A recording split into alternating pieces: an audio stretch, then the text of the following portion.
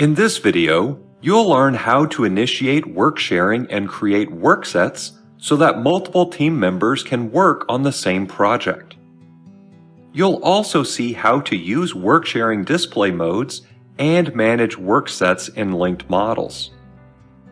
Lastly, you'll see how to detach a model from the central model.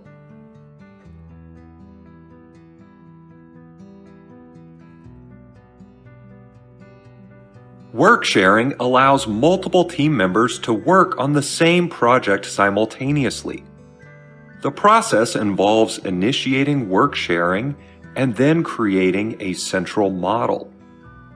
All users then create a local copy of the central model and synchronize their changes to the central model. Let's take a look at how this works. To initiate work sharing, switch to the Collaborate tab. Then, in the Manage Collaboration panel, click Collaborate. There are two options here, within your network or in the cloud. If you choose in the cloud, you must have access to BIM 360. I'll select within your network and then click OK. And when I do, Revit initiates work sharing. The next step is to create the central model. And really, all you have to do is click Save in the Quick Access toolbar.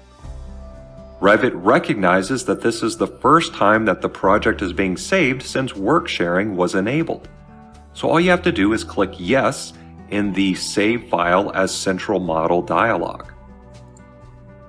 And when you do, the project is now saved as a central model. And really, you should not work in the central model. So you can close the file at this point by clicking the File tab and then clicking Close.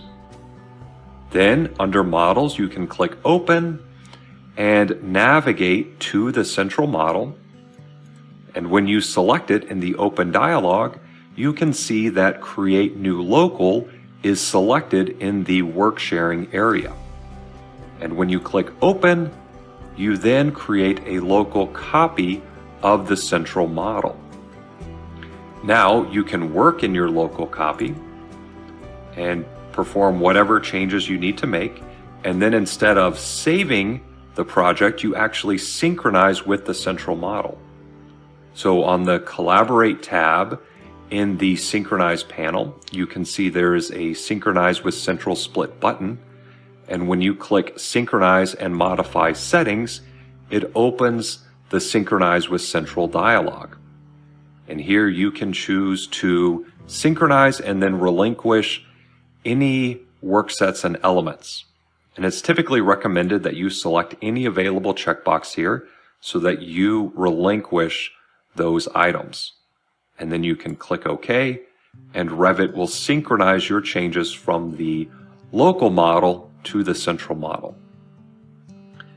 You can also create work sets to help divide the work.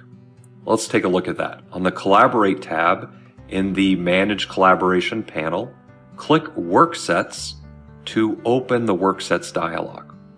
This is very customizable. You can create work sets to meet the needs of your project. For example, maybe you have a core and shell work set and an interiors work set, and maybe even a site work set. Or if you're working on a high-rise, maybe you have work sets for groupings of levels. For example, levels 1 through 5, 6 through 10, so on and so forth. It's whatever you need for your project. When you click New, Revit opens the New Work Set dialog. I will enter core and shell, and then I'll leave Visible in All Views selected and click OK. I'll click New one more time, and this time I'll type in Interiors, and then I'll click OK. At this point, you can see that I am listed as the owner of these two work sets, whereas the other two I am not, and that's because I relinquished those earlier. And so I'll click OK. And Revit asks if I want to make the interiors work set the active work set. I'll click No. and then I'll click Synchronize and Modify Settings in the Quick Access toolbar, and then I'll choose to relinquish the user-created worksets again and click OK. Now when I go back to the worksets dialog, you can see that I am no longer the owner. So what that means is that any user that creates a local copy of this central model can borrow elements in a workset.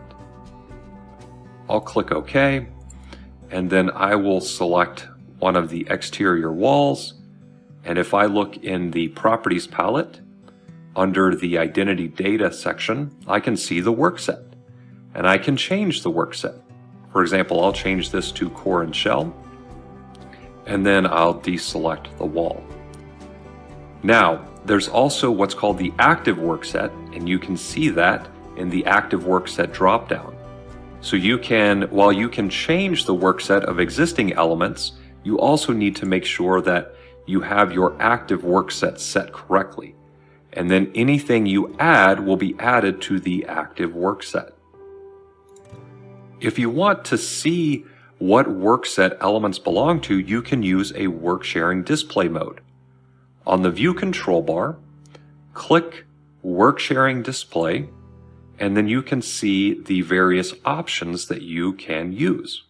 For example, when you select worksets, the worksets work sharing display mode will be enabled in the view. And now you can see a color code on the elements based on the workset. So for example, I'll select another exterior wall and I'll change the workset to Core and Shell, and you can see that it updates. So this is helpful as you are working to make sure that elements are modeled on the correct workset. You can also use one of the other work sharing display modes. For example, checkout status, owners, and model updates, and those work best when you are actively working with other users. You can also click Work Sharing Display Off to remove the current work sharing display mode.